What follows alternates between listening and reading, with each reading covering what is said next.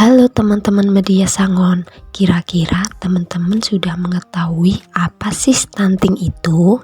Sebagian besar masyarakat mungkin belum memahami istilah yang disebut stunting.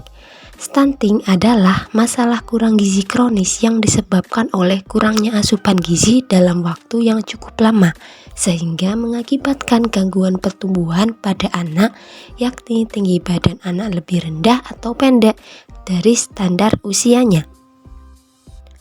Kondisi tubuh anak yang pendek seringkali dikatakan sebagai faktor keturunan dari orang tuanya, sehingga masyarakat banyak yang hanya menerima tanpa berbuat apa-apa untuk menyegahnya. Padahal seperti kita ketahui, genetika merupakan faktor determinan kesehatan yang paling kecil pengaruhnya bila dibandingkan dengan faktor perilaku, lingkungan sosial, ekonomi, budaya, politik, dan pelayanan kesehatan. Dengan kata lain, stunting merupakan masalah yang sebenarnya bisa diubah. Salah satu fokus pemerintah saat ini adalah pencegahan stunting. Upaya ini bertujuan agar anak-anak Indonesia dapat tumbuh dan berkembang secara optimal dan maksimal, dengan disertai kemampuan emosional, sosial, dan fisik yang siap untuk belajar, serta mampu berinovasi dan berkompetisi di tingkat global.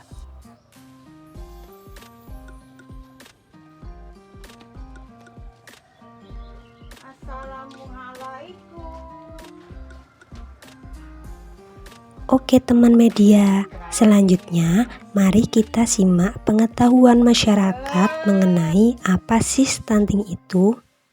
Nama saya Nurgaini Atiani, RT 45 RW 13 di Dusun Sangon. ya, dari Sangon 2. Umurnya berapa Bu anaknya?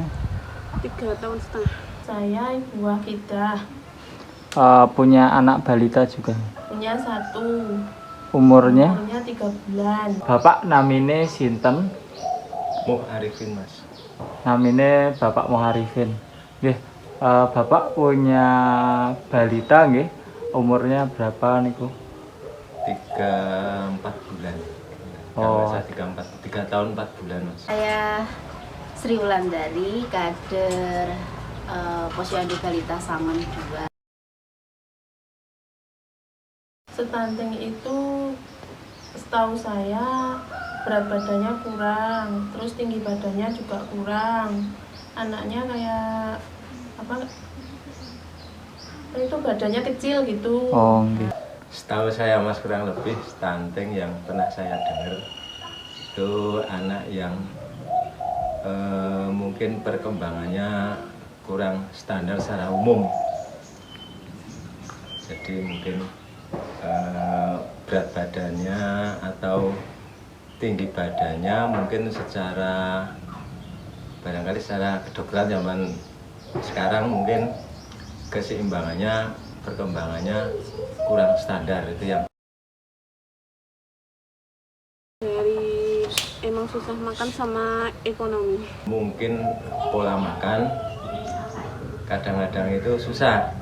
Jadi makanya maunya apa ya, yang kering-kering atau sesukanya. Jadi sebenarnya maunya kita sayur-sayuran, cuma kadang anak itu susah. Mungkin berat yang dihadapi mainan apa? Mainan yang sering atau apa, jadinya kadang-kadang harus kita sabar, tapi kadang-kadang ya nggak mau.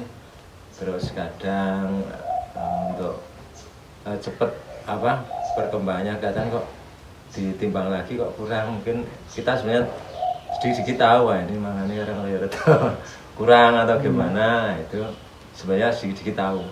Faktor pertama, pola asuh. Pola.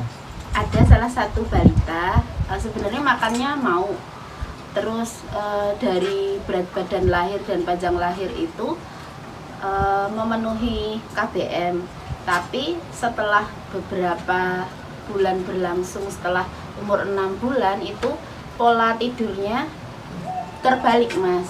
Dia biasanya anak-anak itu tidur malam, kali itu enggak, malam begadang, terus pagi itu tidur. Itu yang membuat berat badan susah naik, gizi juga kurang terserap. Terus kedua, karena finansial itu juga termasuk belum punya rumah sendiri, masih ikut mertua. Nah itu masih gabung sama mertua itu rata-rata kalau menantu itu ibu mau masak yang aneh-aneh untuk anaknya. Misalnya mau untuk anaknya itu mau masak ayam, nah yuk udahlah mau masak ayam ki iwuh nek mau masak sedikit untuk anaknya, jadinya ini kurang nggak enak kalau misalnya cuman masak ayam sedikit, jadinya anaknya meng dikasih puree alpukat, terus puree ubi, kan itu hanya karbohidrat. Terus kalau alpukat itu kan terdapatnya cuma lemak nabati, bukan lemak hewani, jadi kurang protein hewaninya kurang.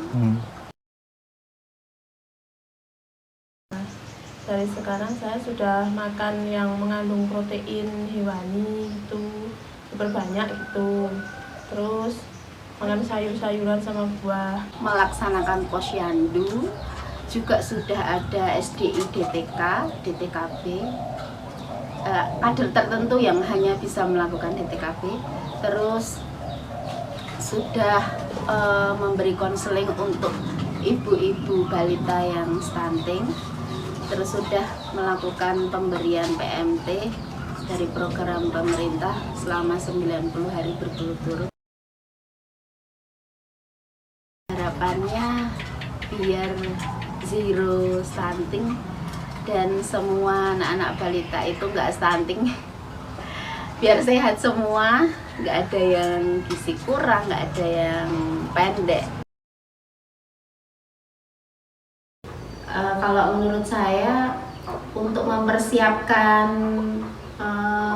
sebelum kehamilan, sebelum menikah, pranikah, ya itu sebaiknya tidak mengonsumsi rokok selama 75 hari sebelum menikah dan menjaga pola hidup sehat, seperti makan sayuran, tinggi protein, cuci tangan sebelum makan, dan menjauhi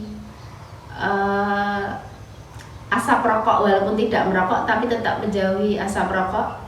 Tidur yang berkualitas dimulai dari jam tidur jam 10.